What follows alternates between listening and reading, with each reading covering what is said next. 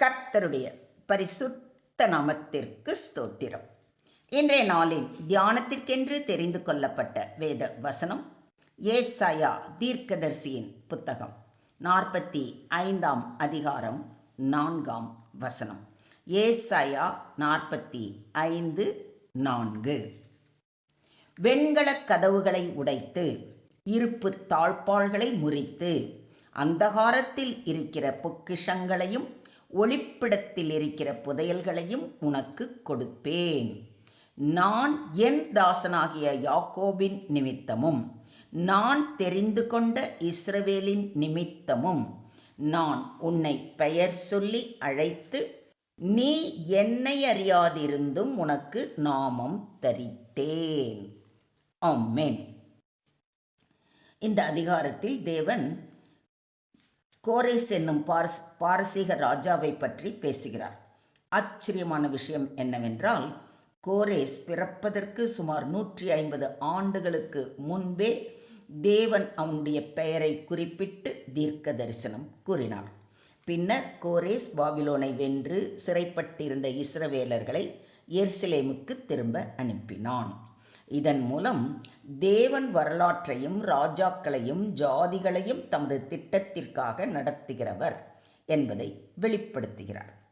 கோரேஸ் பிறப்பதற்கு சுமார் 150 ஆண்டுகளுக்கு முன்பே என்று சொல்லியிருப்பதில் சிலருக்கு சந்தேகம் வரலாம்.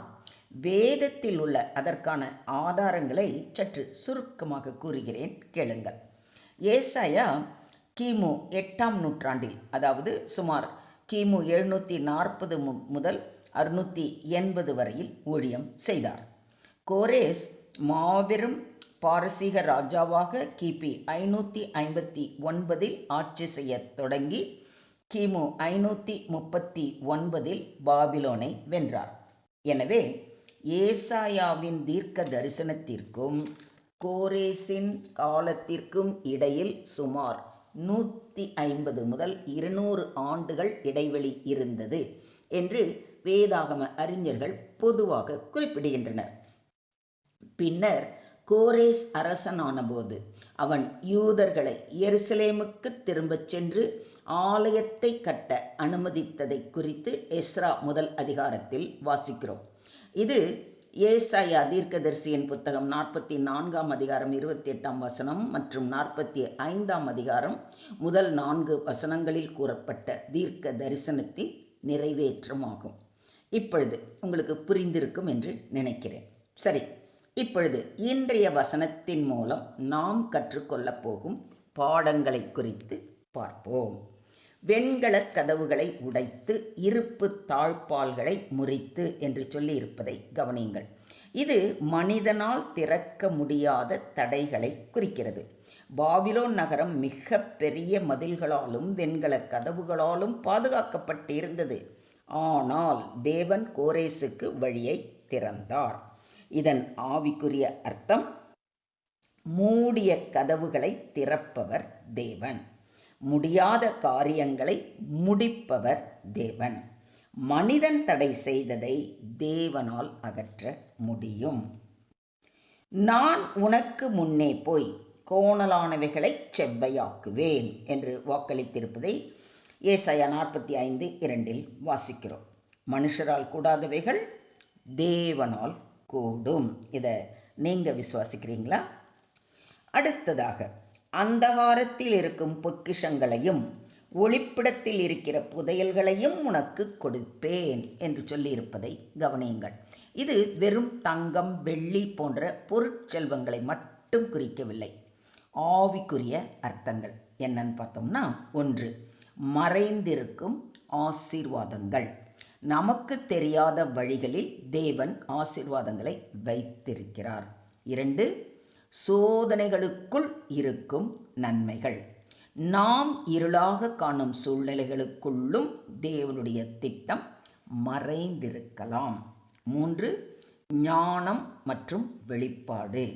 தேவன் தமது இரகசியங்களை வெளிப்படுத்துகிறார். அவரே ஆழமும் மறைபொருளுமானதை வெளிப்படுத்துகிறவர் என்று தானியேல் 2:22 வாசிக்கிறோம்.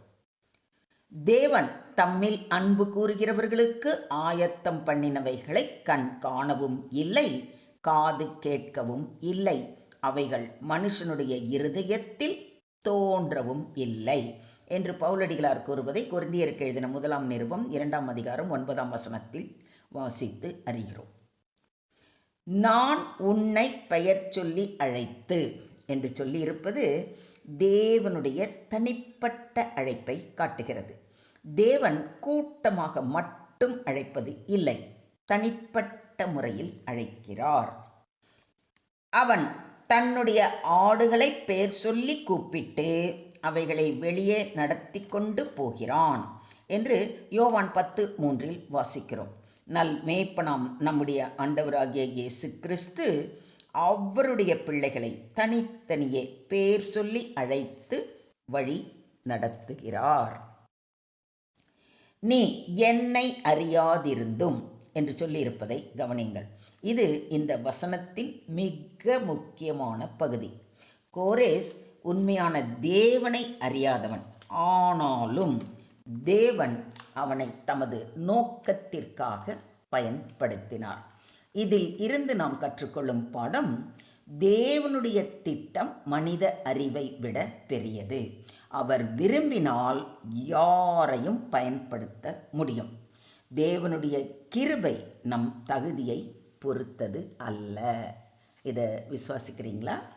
மொத்தத்தில் இன்றைய தியான வசனம் மூலம் நாம் கற்றுக்கொள்ளும் பாடம், தேவன் நம்மை பெயர் சொல்லி அழைக்கும் தேவன், தடைகளை உடைக்கும் தேவன், முடியாததை முடித்து வைக்கும் தேவன், மறைந்த ஆசீர்வாதங்களை அளிக்கும் தேவன், தனிப்பட்ட அன்பு, தனிப்பட்ட அழைப்பு, தனிப்பட்ட நோக்கம், அறியாதவர்களையும் பயன்படுத்தும் தேவன். சுருக்கமாக சொல்வதானால், இன்றைய தியான வசனம் நமக்கு ஒரு மகத்தான உண்மையை கற்றுக் கொடுக்கிறது. தேவன் நம்முடைய தடைகளை உடைக்கிறவர், மறைந்த ஆசீர்வாதங்களை வெளிப்படுத்துகிறவர், நம்மை பெயர் சொல்லி அழைத்து அறிந்திருக்கிறவர். நாம் அவரை முழுமையாக அறியாதிருந்த காலங்களில் கூட அவர் நம்மை தேடி வந்து தமது திட்டத்தில் சேர்த்தவர். எனவே மூடிய கதவுகளை கண்டு சோர்ந்து போக வேண்டாம். இருண்ட சூழ்நிலைகளிலும் தேவன் புதையல்களை வைத்திருக்கிறார். தேவன் உங்களை அறிந்திருக்கிறார், பெயர் சொல்லி அழைக்கிறார். உங்கள் வாழ்க்கைக்கு தேவனுக்கு ஒரு திட்டம் இருக்கிறது. ஆகையால் இன்று நம்முடைய வாழ்க்கையில் மூடிய கதவுகள் இருந்தாலும் தேவன் திறக்கப் போகும் கதவுகளுக்காக விசுவாசத்தோடு காத்திருப்போமா? அதே விசுவாசத்தோடு அவர் பாதம் பணிவோமா? ஸ்தோத்திரம் ஆண்டவரே, ஸ்தோத்திரம் கர்த்தாவே, ஸ்தோத்திரம் ஸ்தோத்திரம் ஸ்தோத்திரம். எங்களை அதிகமாய் நேசிக்கின்ற எங்கள் அன்பின் தகப்பனே, உம்மை நன்றியோடு துதிக்கிறோம், ஸ்தோத்தரிக்கிறோம் அப்பா. இன்றைய தியான வசனம் மூலம் நீர் எங்களோடு பேசின கிருபைக்காக நன்றி செலுத்துகிறோம். எங்கள் வாழ்க்கையில் உள்ள வெண்கல கதவுகளையும் இருப்பு தாழ்பாள்களையும் உடைத்து உமது சித்தத்திற்கான வழியை திறந்தருளும். இருளாக தோன்றும் சூழ்நிலைகளுக்குள்ளும் நீர் வைத்திருக்கும் பொக்கிஷங்களையும் ஆசீர்வாதங்களையும் காணும் கண்களை எங்களுக்கு தாரும். நீர் எங்களை பெயர் சொல்லி அறிந்திருக்கிறீர் என்பதற்காக கொடான கொடி ஸ்தோத்திரங்களை ஏறெடுக்கிறோம் அப்பா.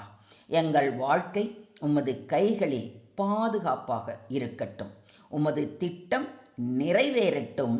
உமது நாமம் மகிமைப்படட்டும். மீண்டுமாக எங்கள் ஒவ்வொருவரையும் உம்முடைய கரங்களிலே தாழ்த்தி ஒப்பு கொடுக்கிறோம். நீங்க பொறுப்பெடுத்துக்கோங்க, நீங்க வழி நடத்துங்க.